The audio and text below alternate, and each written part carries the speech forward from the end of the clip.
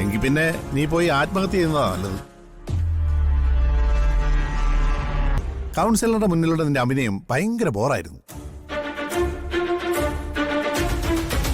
അകത്തു വെച്ച് നടത്തിയ ആ കരച്ചിലും ഇനി കോടതിയിൽ പറയാൻ പോകുന്ന എനിക്ക് ഡിവോഴ്സ് വേണ്ട എന്നുള്ള വാദവും കൊണ്ട് എന്റെ ജീവിതത്തിൽ ഇനിയും കടിച്ചു തൂങ്ങാൻ നീ കരുതിയോ? കോടതി എനിക്ക് ഡിവോഴ്സ് അനുവദിക്കുന്നുള്ള കാര്യം ഉറപ്പാ. അതെന്താ നിങ്ങക്ക് അത്ര ഉറപ്പ്? കേസ് കേൾക്കുന്ന ജഡ്ജിയെ പണം കൊടുത്ത് സ്വാധീനിക്കാന്നുള്ള വിചാരമുണ്ടോ? ഒരിക്കലും ഇല്ല. ഞാൻ അങ്ങനെ ഉറപ്പിച്ച് പറയാനുള്ള കാരണം നീയാ. കൗൺസിലറോട് നീയല്ലേ പറഞ്ഞത് എനിക്ക് വേറെ അവിഹിത ബന്ധമുണ്ടെന്ന്? സന്തോഷത്തോടുകൂടി ഞാനത് അവർക്ക് മുന്നിൽ സമ്മതിക്കുകയും ചെയ്തു.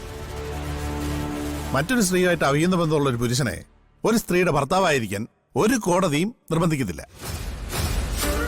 ഉറപ്പായിട്ടും ഡിവോഴ്സ് അനുവദിക്കും. ആ കോടതി മുറിയിൽ നിന്ന് സന്ധ്യയുടെ കൈയും പിടിച്ച് നിന്റെ മുന്നിലൂടെ ഞാൻ നടന്നു പോവും. എങ്കിൽ ഇതുവരെ നിങ്ങൾ കാണാത്ത അവന്തികയായിരിക്കും ഇനി നിങ്ങൾ കാണാൻ പോകുന്നത്. ഇനി നീ എന്നെ എന്ത് കാണിക്കാൻ? 7 വർഷം നീ എന്നെ പൂട്ടിയിട്ട് പീഡിപ്പിച്ചതിനേക്കാൾ വലുതൊന്നും ഇനി വരാനില്ലല്ലോ. നിന്റെ എല്ലാ മുഖവും ഞാൻ മനസ്സിലാക്കി.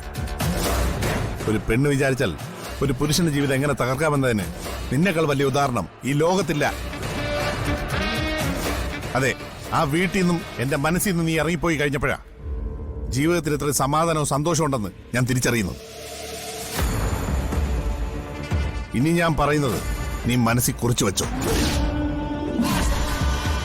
ഉടൻ തന്നെ ഞാനും സന്ധ്യയും ഒരുമിച്ച് ജീവിതം തുടങ്ങുക തന്നെ ചെയ്യും. ഒരു കോടതിയും ഞങ്ങളെ തടയില്ല. ഒരുമിച്ച് ജീവിക്കാൻ തീരുമാനിച്ചവർക്ക് സമൂഹത്തിന്റെ അനുവാദം ചോദിക്കേണ്ട ബാധ്യതയുമില്ല. ഈ ലോകത്തൊരു ശക്തിക്കും അതിനെ തടയാൻ സാധിക്കത്തില്ല. നിയമവും കോടതിയൊന്നും ഞങ്ങളുടെ പരിസരത്ത് വരത്തില്ല. അതിന്റെ പേരിൽ വരുന്ന എന്ത് കോൺസിക്വൻസും നേരിടാൻ ഞാൻ തയ്യാറാണ്. നീ എന്ന മഹാദുരന്തത്തിനെ ഞാൻ മറികടന്നു കഴിഞ്ഞു. ഇനി എന്റെയും സന്ധ്യയുടെയും ജീവിതമാണ് ഞങ്ങളുടെ സ്വാതന്ത്ര്യം. നിന്റെ കൺമുന്നിൽ തന്നെ ഞങ്ങൾ ഒരുമിച്ച് സന്തോഷത്തോടെ ജീവിക്കും. അതിന്റെ പരിസരത്തെങ്ങാനും ഇനി നീ വന്നാൽ